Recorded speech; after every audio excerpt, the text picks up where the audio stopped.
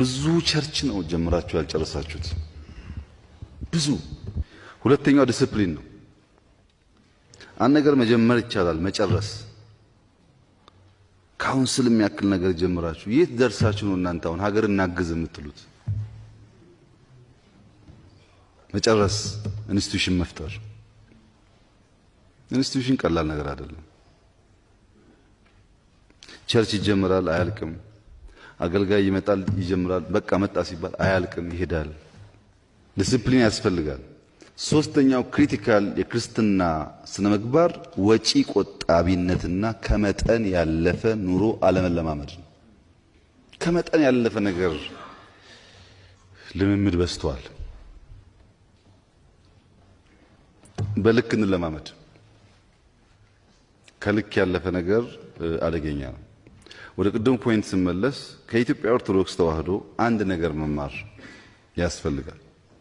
የኢትዮጵያ ኦርቶዶክስ ተዋህዶ በየገጠሩ የምታነጻቸው ቤተክርስቲያኖች 99% እዚሁ ባለ ምእመን ሱኒና 10 ሳንቲም የተደመረ ተዋጥቶ የሚሰራ ስራ ከየትም ይመጣ አይደለም።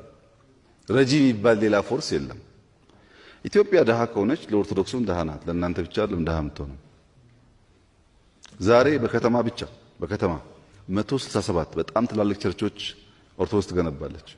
አዝ ኦፍ ቱዴይ ኮሚትድ በሆኑ ፐርፐዙን ባመኑ ዓላማውን ባመኑ ሰዎች ኮንቲኒየስ ሰፖርት ነው የሚሰራው። ያን ፕሮቴስታንቶች መማር ብንችል ጥሩ ነው። መስጠት፣ ከራስ በላይ መሻገር፣ መሰብሰብ ብቻ ሳይሆን ማካፈል ብንለምድ አብዛኛው ችግር ይፈታል ብዬ አስባለሁ። እንዲሁም ሌላው መታወቅ ያለበት ነገር ይሄ አሁን ያለው መንግስት አንደኛ የፕሮቴስታንት መንግስት አይደለም፣ የኢትዮጵያ መንግስት ነው። 14.5 ሚሊዮን አባል ያለው ብዙ እስላሞች፣ ብዙ ኦርቶዶክሶች፣ ብዙ ጴንጤዎች፣ ብዙ የማያምኑ ሰዎች ያሉበት ነው። ለምሳሌ ፓርቲያችንን እኔ እናንተ አካባቢ ነኝ፣ ምክትሌ ኦርቶዶክስ ናቸው፣ ሌላው ምክትሌ ሙስሊም ናቸው። በጋራ ነው ፖሊሲ የምናወጣው። የተለየ ባለቤት ለመሆን ማትሞክሩ፣ የተለየ ደጋፊ ነንም አትበሉ። ከናንተ ውስጥ እንደ ዜጋ ይሄ ራዕይ ይጠቅመኛል ይፈለገናል ያልፈለገናል መብቱ ነው። እንደዛ ብሎ የሚያስቡ ሰዎችም ትክክል አይደሉም።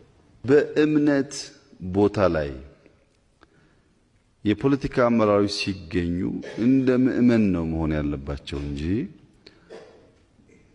እንደለመዱት መድረክ የሚሻሙበትና ዲስኩር የሚያደርጉበት ከሆነ ይበላሻል።